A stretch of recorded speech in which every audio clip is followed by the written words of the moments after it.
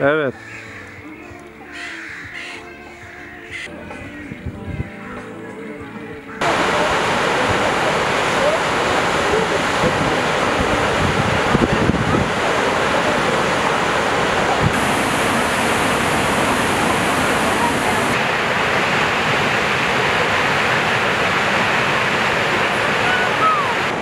Van Büyükşehir Belediyesi'nin organize ettiği Van Foto Maratonu bugün 4. günü, son günü. 4 gün boyunca Van illerini, ilçelerini gezdik, dolaştık. Güzel, keyifli bir gün geçirdik ve bu Burada Şelalesi'nden sonra noktalıyoruz. Van Büyükşehir Belediyesi'ne teşekkürlerimizi sunuyoruz.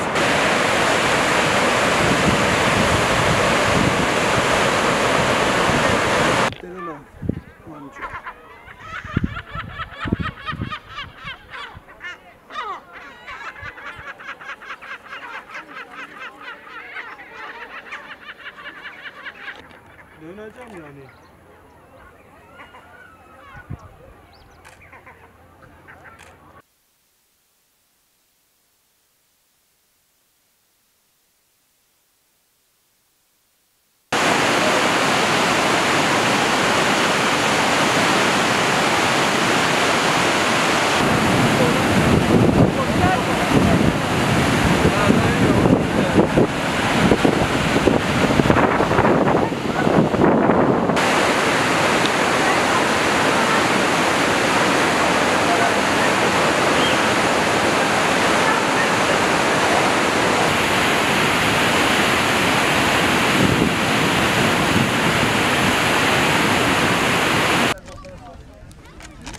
خبر نده هر یک خبر نده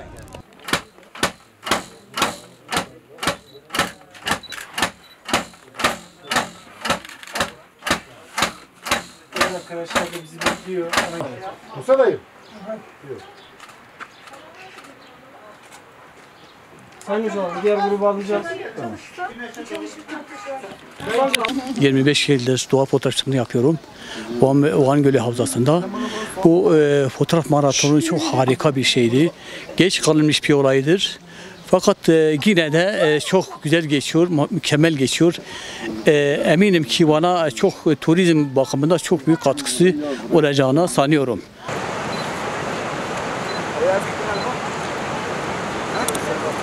Zaten o çıkartacak.